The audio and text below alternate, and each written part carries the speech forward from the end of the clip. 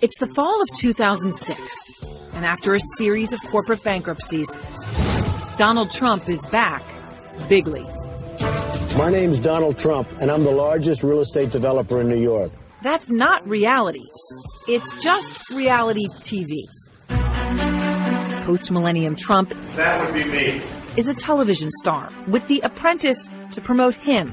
You're fired. You're fired. You're fired. And whatever he's selling. And turn the name Trump into the highest quality brand. Trump seems to be selling and building a lot.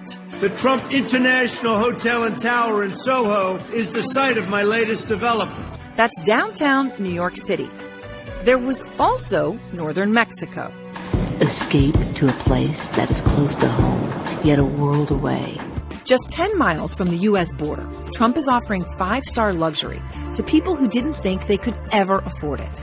Big windows, great fixtures, beautiful kitchens.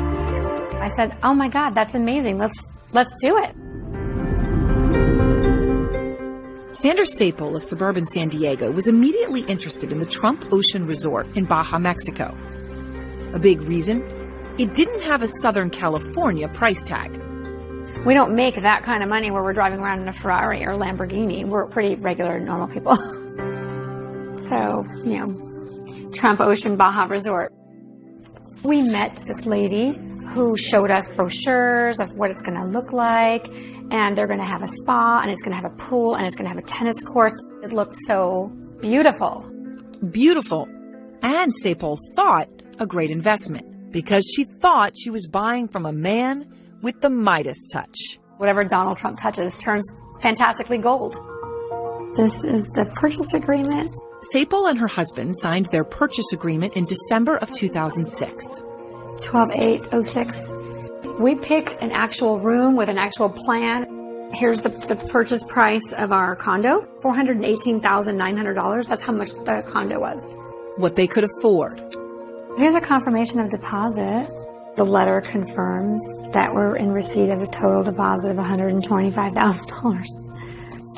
They'd lose every penny. It's hard when you feel like you've been ripped off by a big name. You just start to be like, how could this have happened? Trump Ocean Resort, Baja, Mexico was never built. Construction never got beyond this. A giant hole in the ground.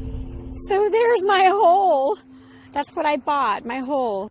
The failure of Trump Ocean Resort, Baja, Mexico was among several Trump buildings that failed in the early 2000s. 2 projects planned for Florida also failed. The Soho Hotel, it went bankrupt. So did buildings in Panama and Toronto. Most people in the city, when that tower went bankrupt, sort of just chalked it up to the global financial crisis. Selling condos at a bad time. But a lot of people were building condos during the global financial crisis, and none of them went bankrupt. Like 400 towers were built at the same time as this one, and 399 of them made money. Marco Chown-Oved and Robert Cribb of the Toronto Star partnered with Columbia's journalism school to investigate what happened at the Trump building in Toronto. Everyone lost money except for Trump. That is ultimately the main revelation that we walked away with. Everyone lost money but Trump. It's the bottom line. Again and again. He gained, others lost. Take Panama. How much did he make? He made, from what we can tell, piecing together fragments of financial information from different places, including the Panamanian Securities Office, probably between $30 million and $55 million, even though this was a project that went bankrupt, remember. So everybody else lost, it goes bankrupt. Right. Trump walks away with somewhere between $30 and $50 million. Right. Everybody else lost.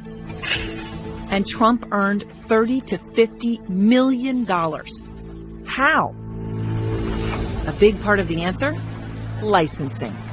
The way it works is somebody else decides to build a building, They say, hey, if I put Trump's name on this, I'm going to sell these condos more easily or get more attention to it. So they say, all right, Trump will pay you a fee to put your name on it. Welcome to Trump Ocean Club International Hotel and Tower, Panama. Those Trump buildings in Panama, Toronto, Soho, and Baja, Mexico, all licensed properties. Donald Trump started licensing his name around the turn of the century because it was easy money. He didn't have access to borrowed capital from banks anymore because of all the failures of businesses the banks lost money on. And here was an opportunity to sign your name and get paid up front. So who made deals with Trump? And what were the terms? That's where things begin to get fuzzy. From WNYC Studios and ProPublica, this is Trump, Inc. Journalists at WNYC Radio and ProPublica have been investigating Trump businesses for more than a year. Trump Inc. is a podcast and reporting project to try to uncover the secrets of the Trump family business. Secrets, because the Trump Organization fights to keep business details private. Case in point. No, the only one that cares about my tax returns are the reporters, okay? The president's battle over his tax returns. And no lawyer would tell you to release your tax returns while you're under audit. If the Trump Organization was a public company, there would be years of detailed information available. That doesn't exist. In fact, the only financial documents Trump has released publicly are the basic financial forms required of all presidential candidates. The financial disclosures give you a broad but incomplete outline of Trump's business empire. Incomplete. But one thing they do reveal is that the Trump Organization is actually more than 500 different businesses, including golf courses and hotels. But there's a lot missing. What's not on the form, most importantly, are things like the people you're in business with or any of your customers or clients. Later this hour, why that is important. Up next. There's a picture of Donald Trump himself right here. It never says I'm just licensing my name. I have nothing to do with the property.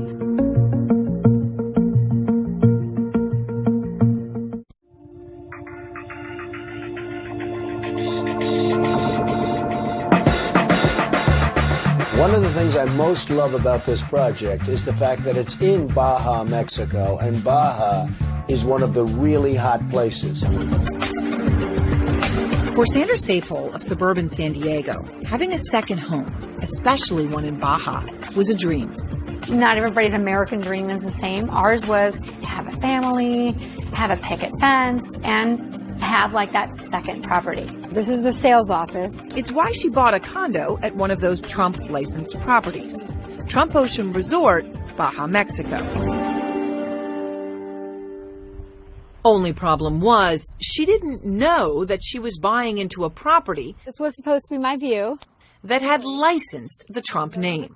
These are the rest of this project. I own a franchise. I totally know the word licensor, licensee, but I had never heard it from the mouth or mouths of anybody representing Trump Baja Resort. Never. Look at this letter from the project's developer to buyers in August 2007.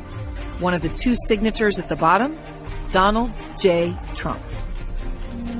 Official brochures also made it seem as if he was a developer. Developed by one of the most respected names in real estate, Donald J. Trump. Trump said it, too. That when I build, I have investors that follow me all over. They invest in me, they invest in what I build, and that's why I'm so excited about Trump Ocean Resort. When I build, what I build. But Trump was not going to build anything at Trump Ocean Resort, Baja, Mexico. He didn't develop it. The company licensing his name did that. He set up this international licensing business where he would realize that there was an incredible value to the name Trump and that he could sell it and he didn't have to put anything into the project. He didn't put in any money. He had nothing to lose. He would go to places with his family, with his children, Don Jr. and Ivanka, and then eventually Eric, and they would make these representations that this is a Trump project. We're putting something in. Often, what they put in were themselves. Ivanka got up on stage and talked about how she